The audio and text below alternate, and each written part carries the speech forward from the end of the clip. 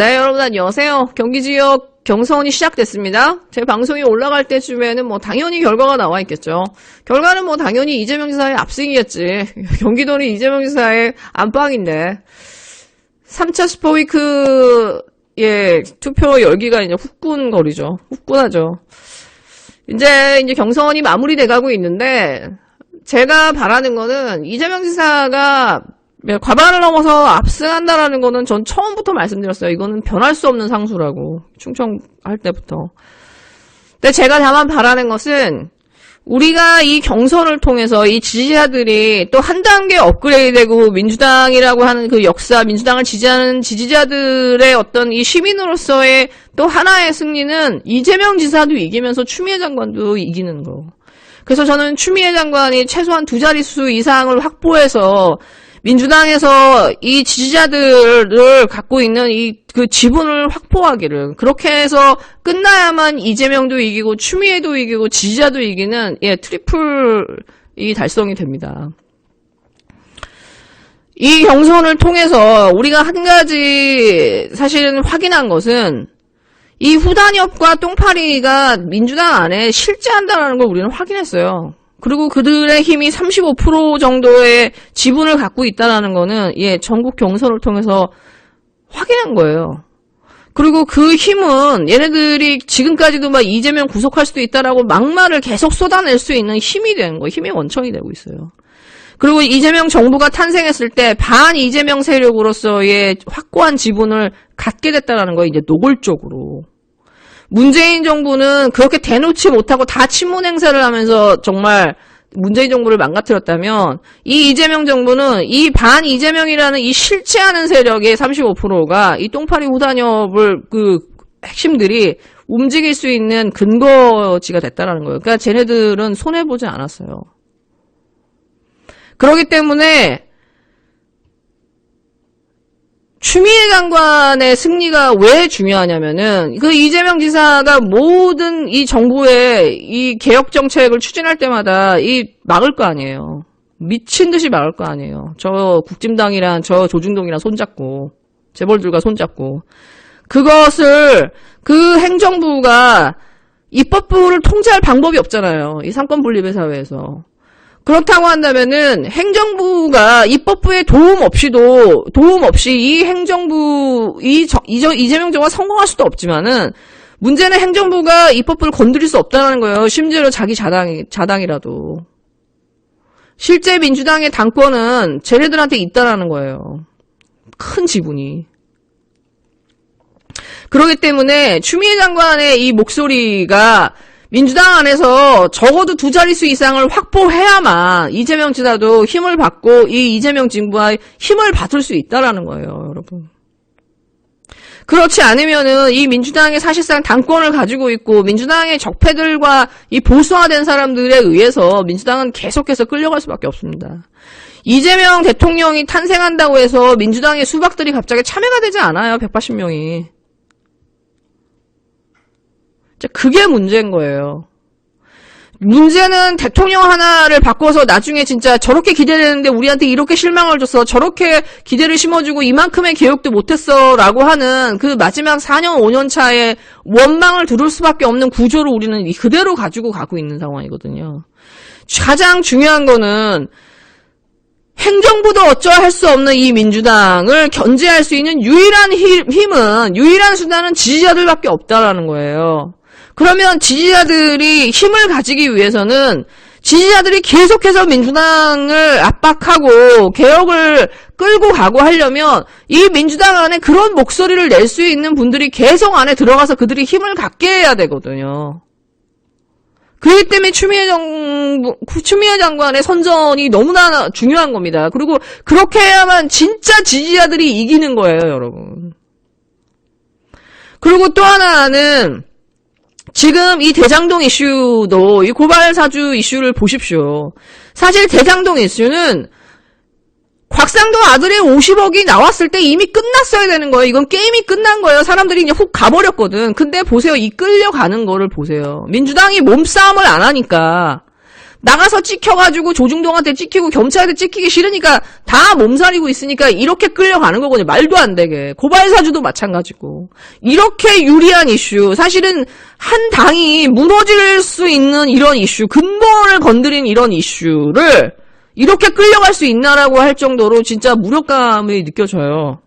이럴 수 있나. 저 180년이 뭐 하는 거지? 저 지도부는 뭐 하지? 송영길은 뭐 하지? 저 사람은 그냥 태어나서 당대표 했나? 윤호준도 마찬가지고. 한두 마디 그냥 마이크 앞에서 한두 마디 떠드는 거 외엔 안 하는 거예요. 쟤네들은 막 무슨 뭐 피켓 세우고 뭐 하고 온 난리를 다 치는데. 김웅 보세요. 저 녹취록이 나왔는데도 양복 바지에 손 딱 끼고서 눈 딱 뜨고 기자들 앞에서 아무렇지 않게 이거 대장동 이슈 덮으려고 내 거 터뜨리는 거 아니에요? 이런 식으로 공작 정치하면 안 되죠. 이런 식으로 아무렇지 않게 얘기해요. 손 꽂고. 자, 이렇게 말도 안 되는 이런 부조리들이 계속 일어나고 있는데 이걸 끌려가고 있다라는 이 사실이 진짜 이게 실화냐라는 생각이 들 정도예요. 그 이유는 뭐냐? 민주당이 몸싸움을 안 하는 거예요. 왜? 내가 찍히고 싶지가 않거든. 근데 그러면 이 부분에서 그러면 한 60명 들어가 있는 이재명 캠프에 있는 사람들은 뭐 합니까? 이 사람들도 자기 배지에 피는 묻히고 싶지 않은 거야. 왜? 자기도 성공하고 뭐 하나 잘을 받으려고 이재명 지사 캠프에 들어갔지. 내 배지를 희생시켜가면서 지금 이 상황에 싸우는 정국처럼 싸우지 않거든요. 조국 추미애처럼 싸우지 않거든요. 그러면 어떻게 된다라는 거를 이 사회의 기득권은 보여주고 있거든. 그러니까 그냥 이런 식으로 끌려가는 거예요. 이 말도 안 되는 상황을. 그럼 이것은 똑같이 우리가 가져갈 수밖에 없는 상수라는 거예요. 민주당의 저짓은.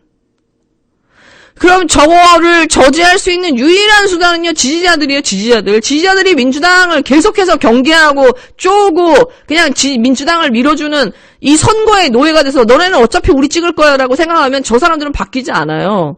지지자들이 어떤 희생을 감수해서라도 저런 수박들을 걸러내고 찍어내야 된다. 반개혁으로 하면 용서하지 않겠다라고 하는 그 목소리들을 계속해서 키워낼 수 있게끔 지지자들이 압박을 하고 그 목소리를 키워야 되거든요. 근데 지금 이 민주당의 이 이낙연의 저 똥파리 후단협의 실체가 35%가 있다라고 하는 것을 우리 이 리스크를 갖고 가는 상황이거든. 그렇기 때문에 사실은 지지자들이 이 부분을 굉장히 경계해야 되는 거예요. 원팀도 중요하지만은 저 원팀을 부르짖으면서 어떤 식으로 등에 칼을 꽂을지는 알 수 없다는 거예요. 근데 지금 이 서른이나 이낙연이 하는 걸 보면 이 사람들은 지금 본인이 대통령이 되는 게 관심이 없어. 이재명이 안 되게 하는 게 얘는 목표예요.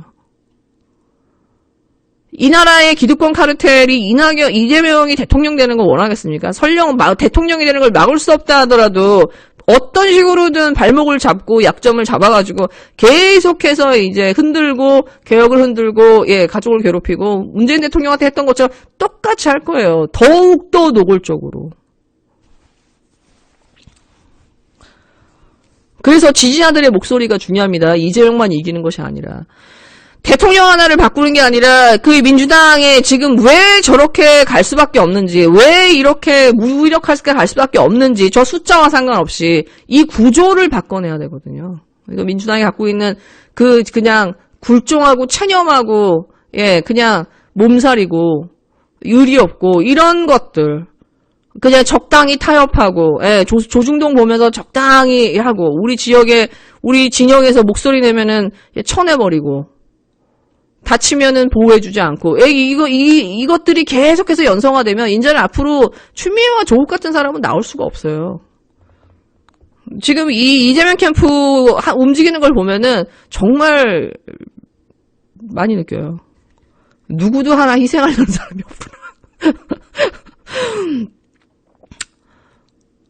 네, 그리고 일단 주말에니까 좀 재밌는 얘기 해보자면, 이 김건희 씨, 이 이슈가 지금 또 터졌어요. 이 도이치모터스 보면서 되게 기가 막힌 게 뭐냐면, 이 김건희 씨가 10억을 준 아주 핵심적인 이 씨라는 사람, 이 사람 동양증권 뭐 사장인가 그러지 않나요?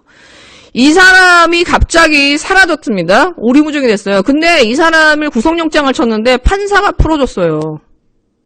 저 이거 일부러 풀어준 것 같아. 희한하지 않나요? 이 대장동도 그렇고 판사, 검사, 이 피의자가 한 통속이야. 저는 이 도이치모터스도 검사, 이 피의자들, 이 판사가 다 한 통속이라고 봐요.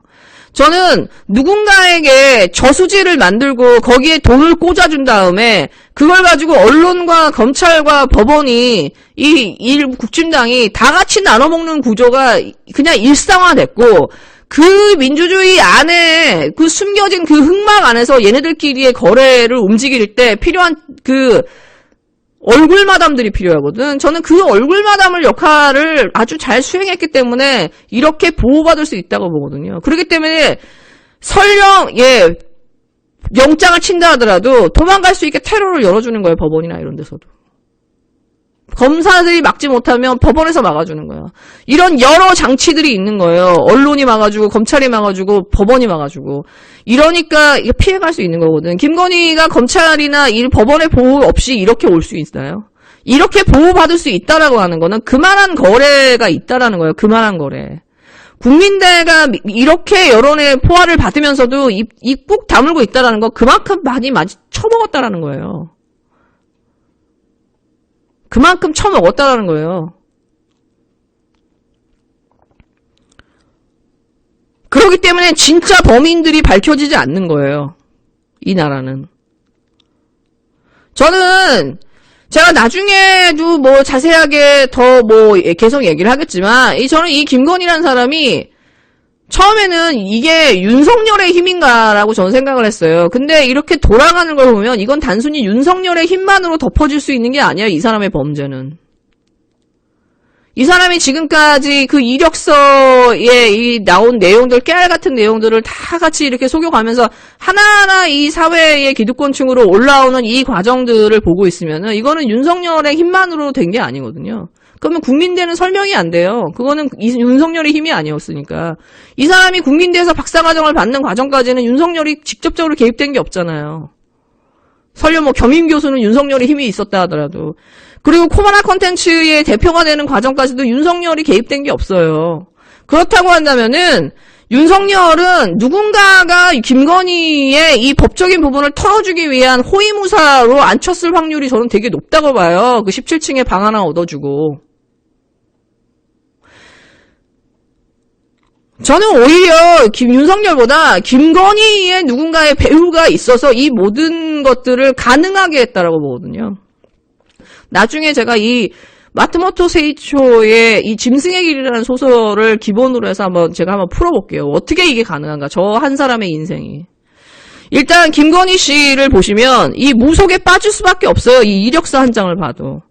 한림 성심대를 한림대로 적습니다. 영락상고를 영락고라고 적어요. 자기의 그 자기암시 효과. 내가 믿고 싶은 이 판타지. 영락상고는 영락고야. 한림성심대 한림대야. 나는 건이야. 계속해서 자기암시를 해요. 그리고 그것을 문자화 시켜요. 그것이 진짜 현실인 것처럼.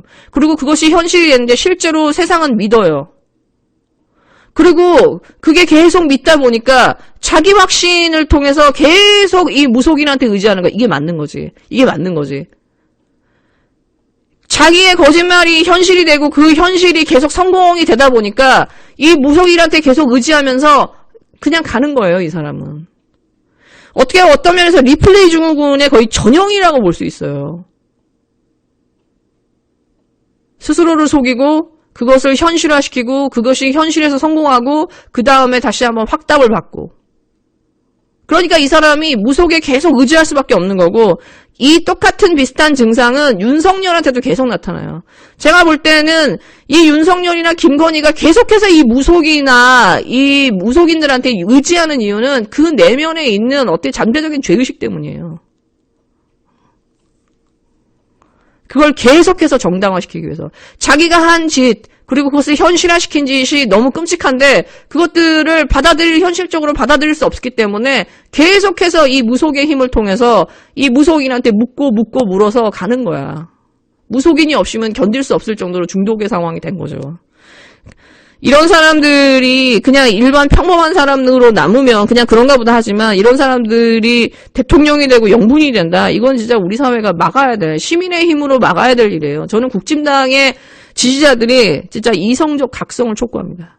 네, 여러분 즐거운 하루 되세요.